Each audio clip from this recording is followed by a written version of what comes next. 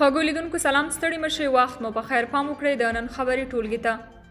د ننګرهار چارواکو په دالو کې چاودیدونکي توکي نیولي. د ننګرهار ولایت ویان تولا خوږیاڼي په دې اړه ویلي.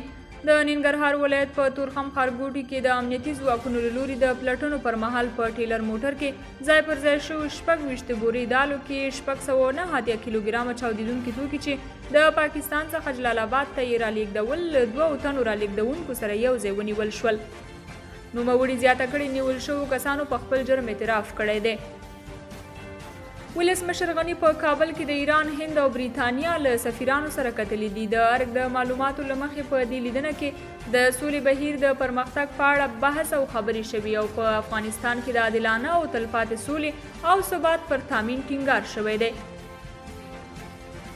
سما وایي څوک چې قومي مسایل راپورته کوي پردي جاسوسان دي. په ولسي جرګه کې د کابل د خلکو استازي مریم سما وایي هغه څوک چې د هیواد په دې حساسو حالاتو کې په ولسي جرګه کې قومي بحثونه مطرح کوي د خلکو استازي نه بلکې ملي خائنان او پردي جاسوسان دي. د نوموړي اشاره د ولسي جرګې متعصبه غړي نیلوفر ابراهیمي ته وه چې تېره ورځ یې پښتانه تروریستان بللي وه. بلینکن وایي خپل اهداف مو ترلاسه کړل، اوس وخت دی چې ووځو. د امریکا د بهرنیو چارو وزیر انتوني بلینکن ویلي چې دوی په افغانستان کې هغه اهداف ترلاسه کړي دي کومو پسې چې کلونه وړاندې دغه هیواد ته راغلي وه. هغه زیاته کړي امریکا خپلو اهدافو ته رسېدلې ده او اوس وخت دی چې خپل سرتیري کورونو ته ستانه کړي. نوموړي د ناټو له عمومي منشي ینس سټولنبرګ سره ګډې خبري ناستې ته ویلي چې دوی به په راتلونکو اونیو کې او میاشتو کې یو ځای او له نږدې کار وکړي څو په پوره همغږۍ خپل ځواکونه په خوندي توګه خپلو هیوادونو ته ستانه کړي. نوموړي زیاته کړي چې امریکا او ناټو یو ځای افغانستان ته تللي دي او یو ځای به له دغه هیواد څخه وځي، خو دا چې د سپتمبر پر 11 به یو ځای خپل ځواکونه وباسي او کنه په دې اړه یې ډیر جزئیات نه دي ورکړي. بلینکن زیاته کړي چې ولسمشر بایډن به تر راتلونکو ساعتونو پورې له افغانستان څخه د خپلو سرتیرو د وتلو پریکړه اعلان کړي. طالبان وایي که بهرني ځواکونه د دوحې له هوکړې سره سم ونه وځي ستونزې به زیاتې او مسؤلیت به یې د هغه چا پر غاړه وي چې له یاد تړونه یې سرغړونه کړې وي.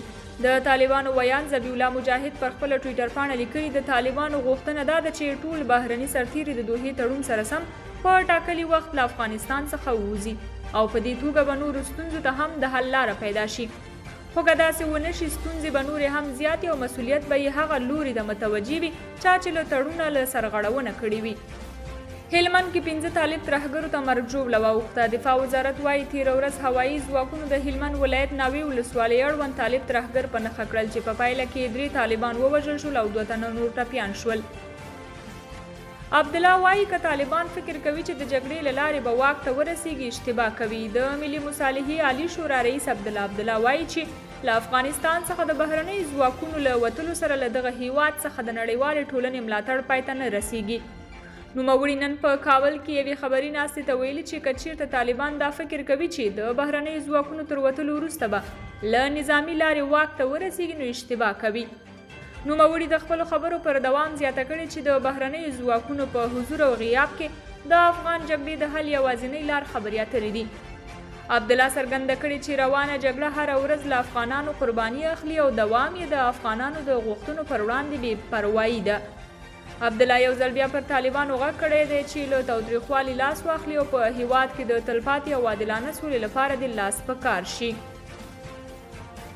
د پاکستان وزیر اعظم عمران خان د اپریل پر 11 په اسلام آباد کې یوې غونډې ته ویلي و چې تر احساس پروګرام لاندې پروژه به تر پیښور، لاهور او فیصل آباد وروسته د هیواد نورو لویو ښارونو ته هم وغځوي. د اپریل پر 11 له پیښوره خپرېدونکي مشرق ورځپاڼې په یو خبر کې د خیبر پښتونخوا د اعلی وزیر محمود خان په حواله وویل چې نوموړی په دې ښار کې د یادې پروژې د پیل اعلان کړی دی. وزیر اعلی ویلي چې د پیښور غریبو خلکو ته د 2 وخته ډوډۍ ورکولو پروګرام به د صوبې د ولسي خیر ښېګڼې اداره پاکستان بیت المال او یوه غیر حکومتي اداره په ګډه مخ ته بوځي. د ولسمشر غني په مشرۍ په ارګ کې امنیتي غونډه جوړه شوې ده. د ارګ د معلوماتو له مخې په دې غونډه کې چې د ولسمشر لومړي مرستیال امرالله صالح هم حضور درلود، د امنیتي او دفاعي سکتور مسؤلینو د هیواد د امنیتي وضعیت راپور ولسمشر غني ته ورکړی دی او تر هغه وروسته ولسمشر امنیتي مسؤلینو ته په اړوندو برخو کې لازمې لارښوونې کړې دي.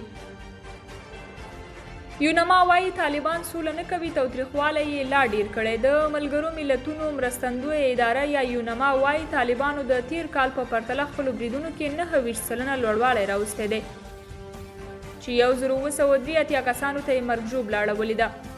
د یونما لخوا په خپاره شوي راپور کې راغلي طالبانو د روان میلادي کال تیرو 4 میاشتو کې 1983 ملکي وګړو ته مرګ ژوبله اړولې چې 503 وژل شوي او 1210 تنه ټپیان شوي دي. په راپور کې وړاندې راغلي چې د یادې ډلې له لوري د تاوتریخوالي زیاتوالی په دې معنی چې دوی هیڅکله هم سولې ته چمتو نه دي او هڅه کوي چې افغان وژنې ته زور ورکړي. رحماني وایي د امریکایي سرتیرو وتل به بدې پایلې ولري، وروسته تر هغې چې امریکایي رسنیو تر راتلونکو څو میاشتو پورې له افغانستان څخه د امریکایي سرتیرو د وتلو خبر ورکړ. په کور دننه او امریکا کې یې ګڼ غبرګونونه راپارولي دي. د ولسي جرګې رئیس میر رحمان رحماني دې خبر ته په غبرګون کې ویلي چې له افغانستان څخه د امریکایي سرتیرو وتل د افغانانو یوه پخوانۍ غوښتنه ده، خو په خبره یې د هیواد امنیتي وضعیت ته په کتو تر اوسه پورې د بهرنیو ځواکونو وتلو ته زمینه برابره نه ده. رحماني زیاته کړې چې په اوسني بد امنیتي وضعیت کې د امریکایي سرتیرو وتل به افغانستان یو ځل بیا کورنیو جګړو ته ستون کړي. وال سټریټ ژورنال وایي د جګړې پای ته رسولو ته طالبان ډیر صادق نه ښکاري. وال سټریټ ژورنال ورځپاڼې په افغانستان کې د سولې خبرو په اړه یوه لیکنه خپره کړې ده. لیکنه کې راغلي د افغان دولت او طالبانو ترمنځ جګړې 20 کاله دوام پیدا کړی دی او په لومړي ځل په قطر کې د امریکا په منځګړیتوب د دواړو لورو ترمنځ خبرو اترو ته زمینه برابره شوه. لیکوال کاږي دا خبرې په افغانستان کې د امریکا د تر ټولو اوږدې جګړې پای ته رسولو په موخه پیل شوي، خو کله طالبان او کله هم افغان دولت د دې خبرو د پرمختګ پر وړاندې خنډونه جوړ کړي چې بالاخره دغه خبرې په ټپه ودرېدې. د لیکنې یوه برخه کې راغلي ټاکل شوې وه چې په دوحه کې په ټپه ولاړې خبرې د استانبول تر ناستې وروسته پیل شي، خو طالبانو په دې ناسته کې د ګډون نه کولو په خبره سره یو ځل بیا وښوده چې دوی د افغان جګړې پای ته رسولو ته ډیر صادق نه دي. د ملي مصالحې عالی شورا رئیس عبدالله په کابل کې د بریتانیا له سفیر الیسن بلیک سره لیدلي دي. د یادې شورا د معلوماتو له مخې په دې لیدنه کې دواړو لورو د افغانستان پر وروستي وضعیت، د سولې برخه کې پر وروستیو پرمختګونو، د استانبول پر ناستې او د مذاکراتو د دوام پر څرنګوالي خبرې اترې کړې دي. قدرمنو کتونکو دا او د دې ساعت مهم خبرونه تر بیا او نورو خبرونو چې ستاسو په حضور کې حاضرېږم تر هغې مو په پاک او بخښونکي رب سپارم. د الله په امان.